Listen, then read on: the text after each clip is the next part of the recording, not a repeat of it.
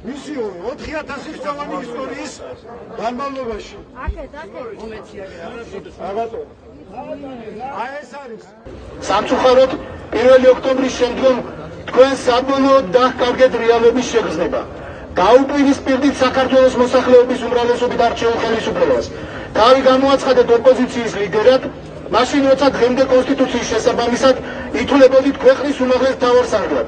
ბედნიერება ქართველი ერისმის და სიხარული ბოლო მაშინ დადგება, როდესაც ჩვენ ამ საქმეს მოვშორებთ, რომელმაც 9 წელიწადი საქართველოში გაუგონარი რეჟიმი, სუფთა წყლის ფაშიზმი ქართველი ერის გენოციდი მოაწყო. ქართველი ერს მსოფლიოში მისი დემაგოგიური ანტისახელმწიფოებრივი გამოსვლები იგი ხელს უშლის საქართველოს შეგრებას, რომ ჭეშმარიტი დემოკრატიული წყობილება გამოყენოს საქართველოს. ჩვენ პირველები ვიდგებით,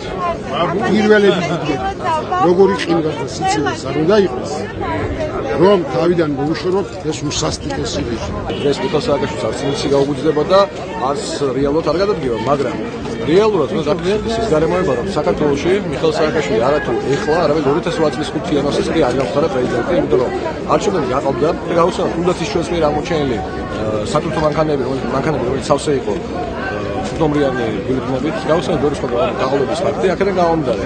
ერთი რომ არჩევნები იყო გაყოლებული, მეორე რომ უცვლით ავირჩიეთ ის და ის 5 წელი გადის 20 იანვარს და თელევიზიის დანაშაულებები იყო ჩადმული სააკაშვილის კაცის კლუბიდან დაწყებული, დასრულებული ქვეყნის ტერიტორიების დაკარგვით. ამ შემთხვევაში ბუნებრივია მას არანაირი მორალური და პოლიტიკური უფლება არ გააჩნია იყო საქართველოს პრეზიდენტი. პირველ რიგში უნდა გადადის გინტურის დამნაშავე. არის მოღალატე ჩვენი და სახელმწიფოს ძალიან ბევრი დანაშაული ჩაიდინა სახელმწიფოს წინააღმდეგ და ამას ყველაფერს ისემატება უბრალოდ ვადა გაზდის.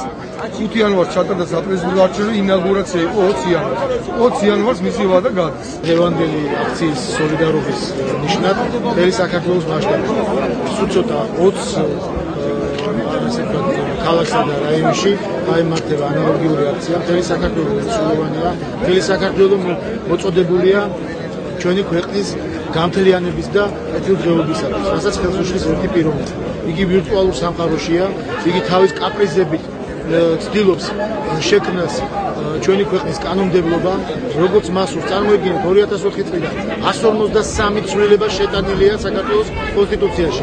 ყველა მორგებულია ამ კაცის ესე ვთქვათ მოთხოვნილებებს. 20 იანვრამდე არ გადადგება, მთელი საქართველო ჩამოვა თბილისში და შექმნის ისეთ გარემოს, რომ იგი ვეღარ შეასრულებს პრეზიდენტის უფლებებს. ხალხი შემოარტყამს წრეს ამ სასახლეს და არ მიცემს მას საშუალებას არ შესვლის და არ გამოსვლის.